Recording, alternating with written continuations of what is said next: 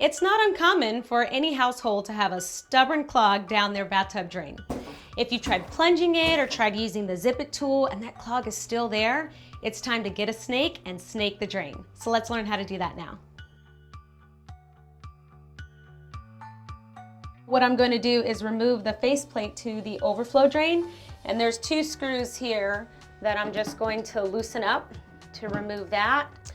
Okay, so now that I've removed the faceplate, it's time for me to go ahead and snake the drain. And this is called a drum auger, and the way you use this tool is you'll be using this mechanism here. It's a tightening mechanism. You'll be able to loosen it so that you can feed the snake down the drain and then retract it. And what's great about this tool is as you feed it into the drain, you'll use this knob right here and you'll rotate it. So as it goes down the drain, it's just circling around that drain and picking up any clogs and debris along the way, which makes this tool extremely effective.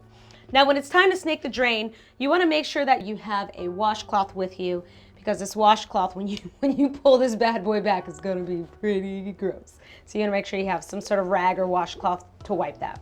So let's give it a go. So I'm going to start to slowly feed it.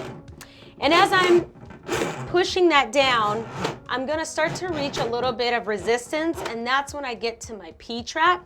And at that point, I can go ahead and lock this screw and then just start to rotate here. Let it work, that 360 action, start to pick stuff up if anything's right there.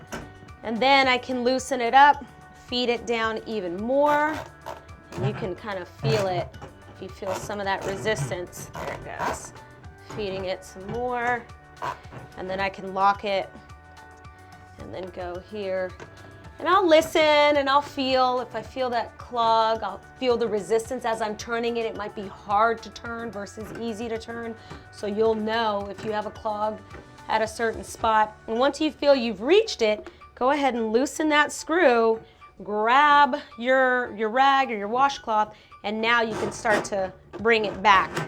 And like I said before, when you start to pull this back, it's coming back with some friends, some shampoo, some hair, all sorts of friends are coming back.